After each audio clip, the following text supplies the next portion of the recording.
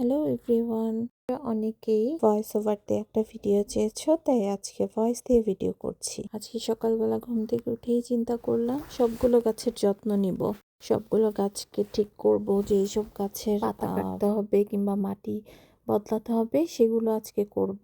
So সকালে রান্না বান্না শেষ করে ব্রেকফাস্ট করে আজকে গাছ নিয়ে বসলাম। ছোট পিস লিলি গাছ, এটাকে ধুয়ে পানি ঝরাতে দিয়ে দিলাম। আমার এই পাতাবাহার গাছগুলো আমি পানিতে লাগিয়েছি, কিন্তু খুব বেশি যে গ্রো হচ্ছে তা না। যেটা আমি মাটিতে লাগিয়েছি সেটা আবার খুব ভালো গ্রো করেছে। এখন এটাকে একটু ঠিকঠাক করলাম, পানিটা বদলায়ে জারটাকে সুন্দর করে ধুয়ে এটা আবার এখানে প্লেস করব। এছাড়া ছোট ছোট অনেক গাছ আছে, যেহেতু আমার ফ্ল্যাটটা অনেক ছোট, সেই জন্য আমি খুব ছোট ছোট মিনিমাল গাছ রেখেছি, খুব বড় পটে কোনো কিছু রাখিনি। বড় পটে 2টা কি 3টা গাছ আছে, আর বাকিগুলো ছোট ছোটই আমার জানালার উপরে কিংবা টেবিলে যেখানে প্লেস করা সেখানে আমি ওগুলো প্লেস করেছি। এই সাকুলেন্টের গাছটা আমার খুব পছন্দের একটা গাছ। তো এটাকে আমি কতগুলো পাতা ফুল আলাদা করে নিলাম, এগুলো আমি আরেকটা পটে রিপোর্টিং করব। আর এই সাকুলেন্টের পটের ভেতরে আরও 2টা গাছ হয়েছে, সেই গাছগুলোকে আমি আবার আলাদা একটা পটে করব বলে উঠালাম। আর মাটিটাকে একটু আলগা করে মাটিগুলোকে ভালো করে কুচিয়ে এটা একটু লুজ করে দিলাম, যাতে পানিগুলো ঠিকমতো ড্রেইন হয়।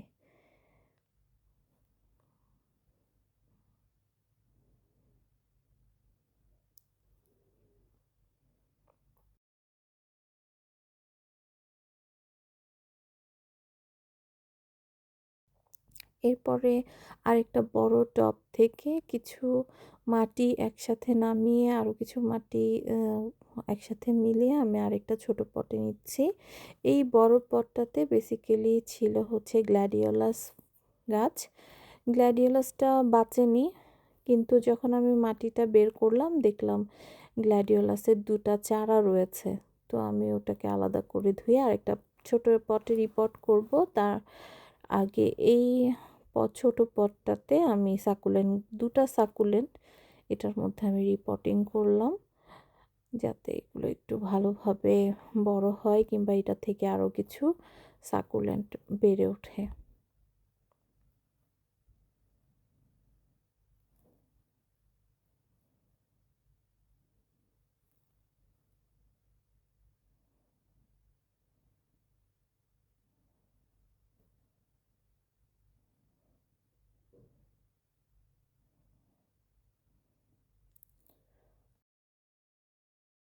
এই যে এইগুলো হচ্ছে গ্ল্যাডিওলাসের চারা 2টা।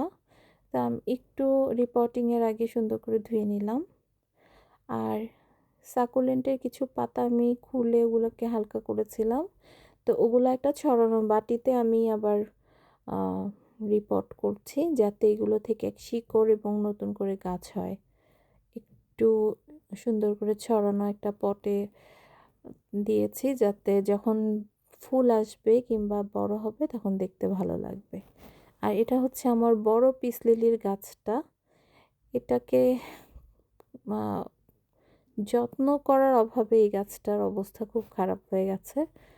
আমি মাঝখানে অসুস্থ থাকার কারণে যত্ন করতে পারিনি। তো এটাকে আবার সুন্দর করে মুছে ধুয়ে ভালো করে পাতাগুলোকে মুছে দিলাম। যেই যেই ডালগুলো মরে গেছে সেগুলোকে কেটে সুন্দর করে আমি মুছে নিলাম, পানিও দিয়ে একটু পানি ঝরায় দিব। এটাকে আর রিপোর্ট করলাম না, কারণ আমার কাছে ওরকম মাটি কিংবা হচ্ছে বড় পাত্র নাই। হয়তো নেক্সট সামারে এগুলোকে সুন্দর করে নতুন টব কিনে রিপোর্ট করব।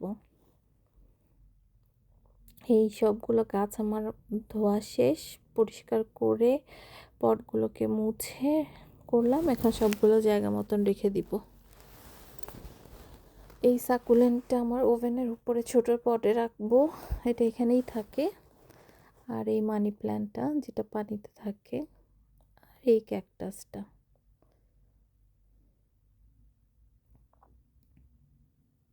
এই স্পাইডার প্ল্যান্টটা মরে শেষ, এটা কেমন জানি আদামরা হয়ে গেছে। আর পিস লিলিটা এখানে থাকে। আর এটিতে যে মানি প্ল্যান্টটা লাগিয়েছি সেটা রাখবো বুককেসের উপরে। এই ছোট্ট পিস লিলিয়ার গাছটা আমি সোফার কর্নার টেবিলে রেখেছি। এটা আমার জানালার উপরে থাকে এই মানি প্ল্যান্ট।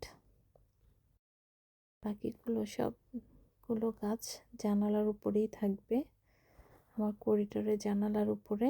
সো ওগুলো প্লেস করলাম। এটা গালিবের রুমের বাইরের দরজার সামনে একটা আয়না আছে, তার নিচে রাখলাম। এগুলো সব জানালার উপরে থাকবে। একটু ঘুরিয়ে ফিরিয়ে দিচ্ছি যাতে সুন্দর দেখা যায়।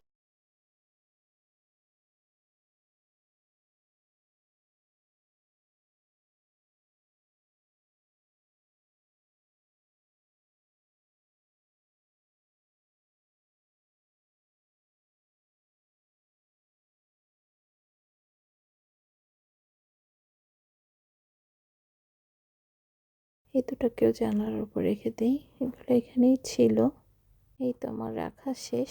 যদিও একটু ন্যাড়া ন্যাড়া লাগছে এখন, কিন্তু কয়েকদিন পরে আবার ঠিক হয়ে যাবে। কাজ পরিষ্কার পরে করার খুব ক্ষুধাও লেগেছিল, তো ভাত নিয়ে বসলাম। তোমরা সবাই ভালো থেকো, টাটা।